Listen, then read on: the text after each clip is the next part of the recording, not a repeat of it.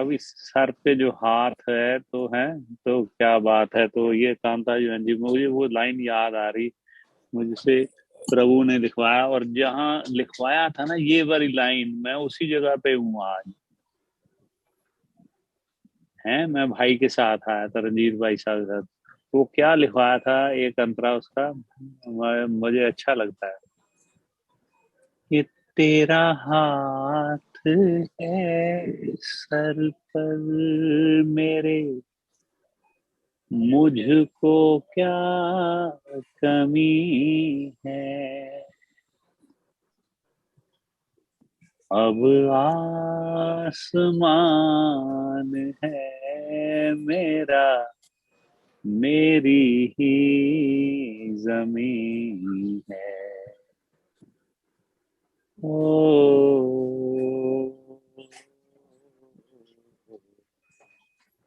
आ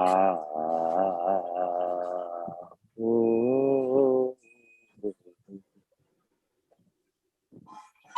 तेरा हाथ है सर पर मेरे, मुझको क्या कमी है। अब आसमान है मेरा, मेरी ही जमीन है। ना का सामने बैठी है। जमी पर ही मुझे रखना, कभी अभिमान आए ना।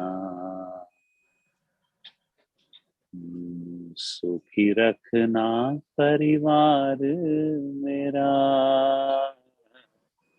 बीते खुशियों में सारा समा। सुखी रखना परिवार मेरा, बीते खुशियों में सारा समा।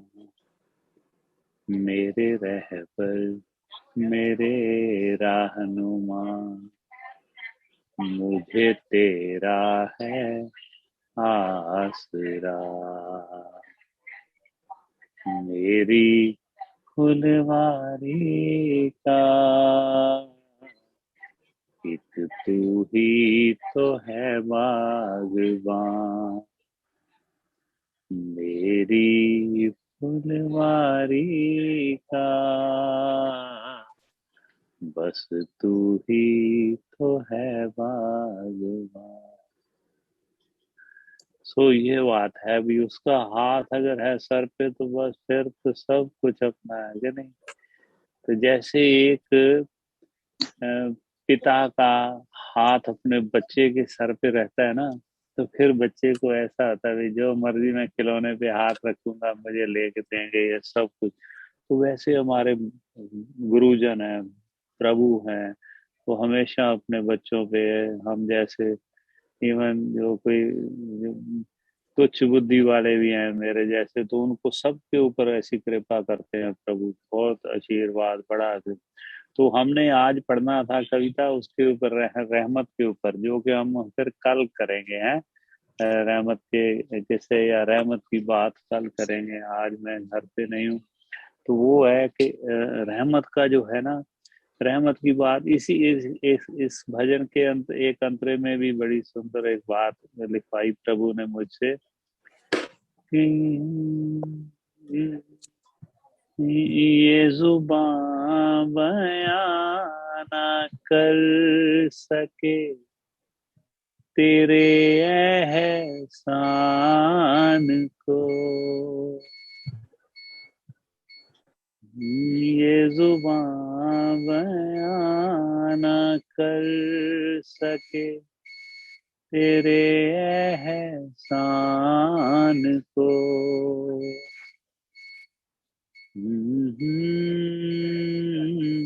खुशियों से तुमने भर दिया, ना चीज इंसान को इंसान बना देना। जब जब लूं जन्म विधाता, इंसान बना देना। जब जब लूं जन्म विधाता,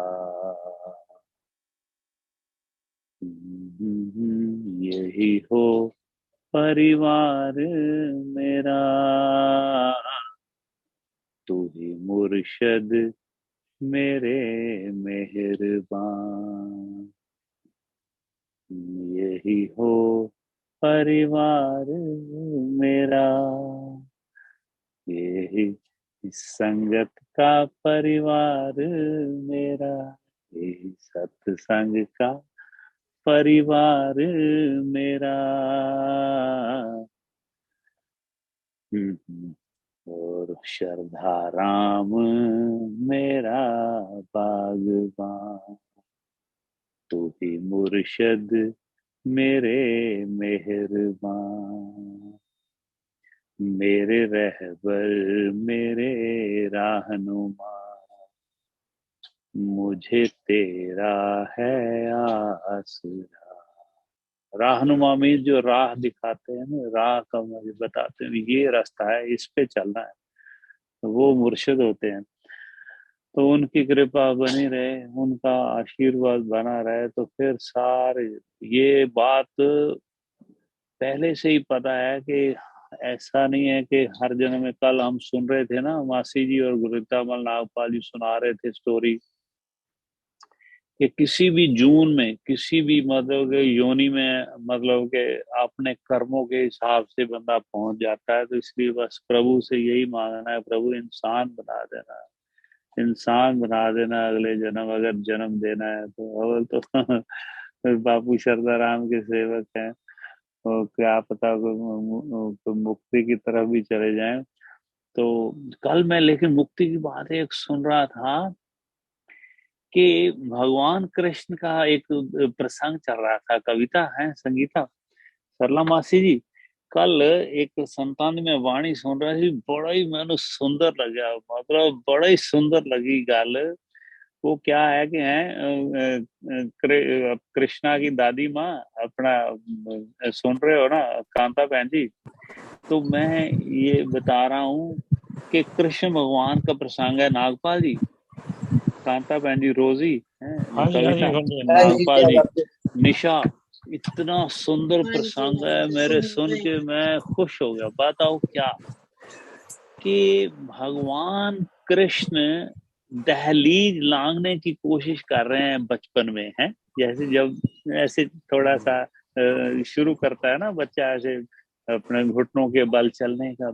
तो वो दहलीज लांघने की कोशिश कर रहे हैं नंद बाबा की, यशोदा मैया की। तो ऊपर से वो देख रहे हैं ये वाला जो इतना सुंदर मनमोहक जो सीन है, वो देख रहे हैं नारद जी। तो नारद जी जब उन्होंने ये देखा तो कहने लगे कि ये वो विष्णु भगवान हैं जिन्होंने मतलब के 2.5 में या दो कदमों में पूरी धरती और आसमान नाप लिया था। जब बलि के यहाँ आते थे राजा, जो बलि था ना, जिसके जिससे वो जिसको ऐसा हो गया था अभिमान भी, मैं इतना दान करता हूँ, तो उसको उसका वो शायद वो था तीन भाग दूसरे धरती मांग लो। हैं, तीन तीन भाग धरती, हाँ दो में मांग लिया था, तो तीसरा बोल रहे थे कहाँ रखूं। फिर वो उसने कहा था मेरे सर पे रखो, तो फिर वो पाताल की तरफ, जो पाताल का उसको बादशाह बनाया हुआ, ऐसा बताते हैं। सरला मासी अगर इसमें फर्क हो तो बताना कविता। तो वो क्या है कि वो नारद मुनि देख के बड़े हैरान खुश हो रहे हैं कि ये देखो कैसी लीला रच रहे हैं कि जो 2 कदमों में इन्होंने पूरा धरती और आसमान तक नाप लिया था, तो ये अभी ये दहलीज पार करने के लिए भी माता का मतलब सहारा मांग रहे हैं, यशोदा मैया का। ये सीन देख के कहते हैं कमाल है, कमाल है। और ये वाला सीन तो बड़ा सुंदर है, और इसके बाद की बात सुनोगे तो आप खुश हो जाओगे भी, हुआ क्या उसके बाद क्या हुआ है।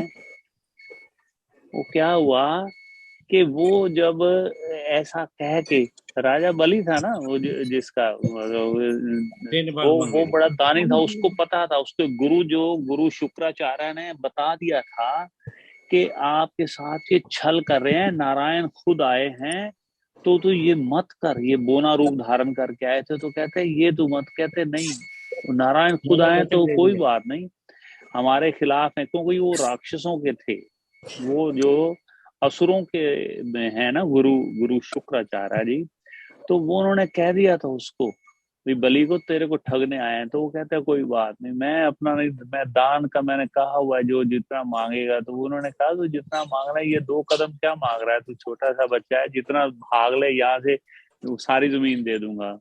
तो उन्होंने पंडित का रूप धारण करके आए थे, छोटे सा रूप।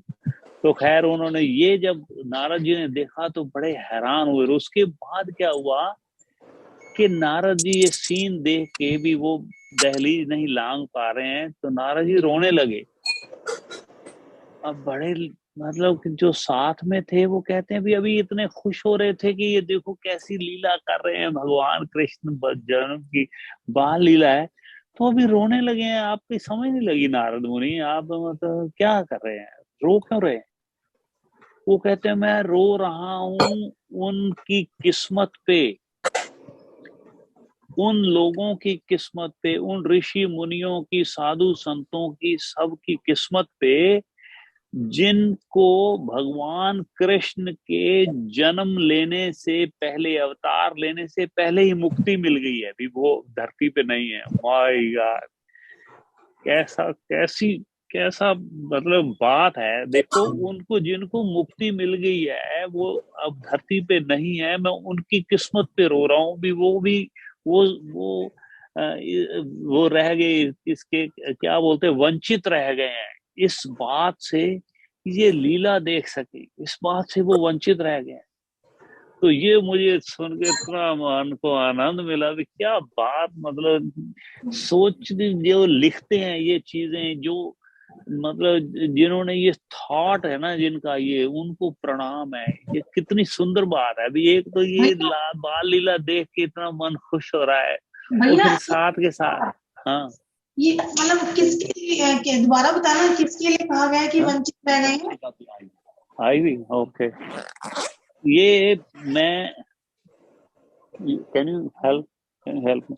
ये क्या रोजी क्या पूछ रही हो? ये हाँ, मतलब किसकी बात ही मैं बता रहा हूँ कि नारद मुनि देख रहे थे भगवान कृष्ण की लीला, बचपन की लीला देख रहे हैं, जब वो बिल्कुल छोटे थे, 1 साल के या 6 महीने के, जब वो ऐसे मतलब के घुटनों के बल चल के वो दहलीज पार कर रहे हैं अपने गोकुल में। गोकुल की बात है, गोकुल की लीला देख के नारद जी जो खुश हो रहे हैं, और खुश होने के साथ साथ ही वे रो देते हैं बाद में कि ये भी, वो कहते हैं, पूछा किसी ने भी क्यों रो क्यों रहे इतने, अभी आप खुश हो रहे थे उनकी लीला देख के, तो अभी आप रो रहे हैं? वो कहने हैं मैं रो रहा हूँ उनकी किस्मत पे, जो ऋषि मुनि, जो संत जन, जो भक्त जन, वो इनके जन्म से पहले, इनके अवतार लेने से पहले उन्होंने मुक्ति पा ली है, जो कि ये लीला देख नहीं पाएंगे, बताओ उनकी किस्मत पे रो रहा हूं।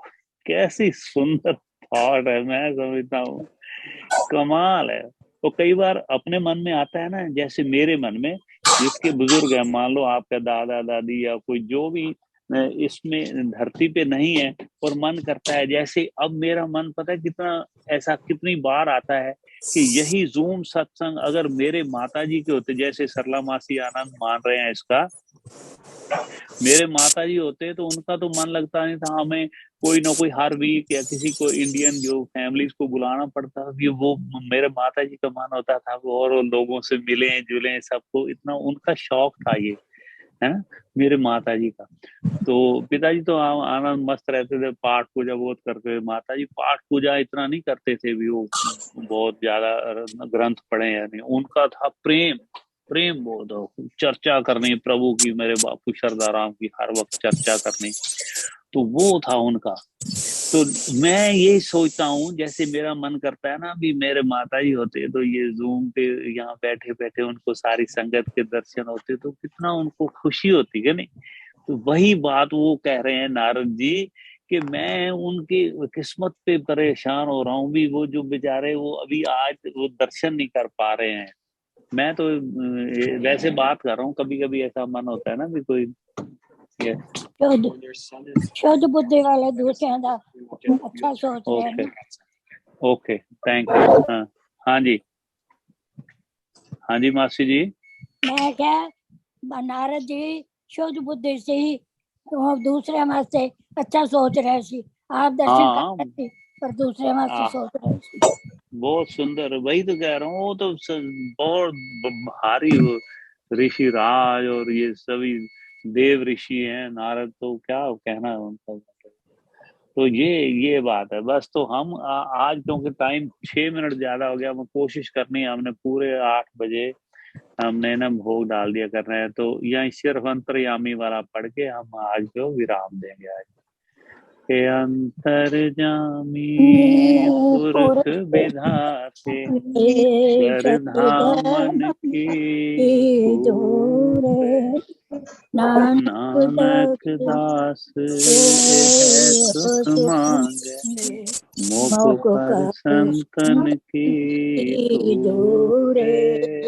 नानक दास है सुख मांगे मुख पर संतन की दूरे। वाह जी वाह, जय हो। ओम मेरे परम पिता परमात्मा ब्रह्मा विष्णु महेश जी की जय जयकार। राम जी सीता जी की, लखन हनुमंत जी की, राधे श्याम जी की, श्रद्धा राम जी की, हर भगवान जी की, और परमहंस बापू ठाकुर जी महाराज की वाटिका के सभी पुष्पों को, सभी संत जनों को कोटि कोटि प्रणाम, सभी दरबारों के कोटि कोटि प्रणाम, सभी दरबारों के गद्दी नशीन संतों को कोटि कोटि प्रणाम।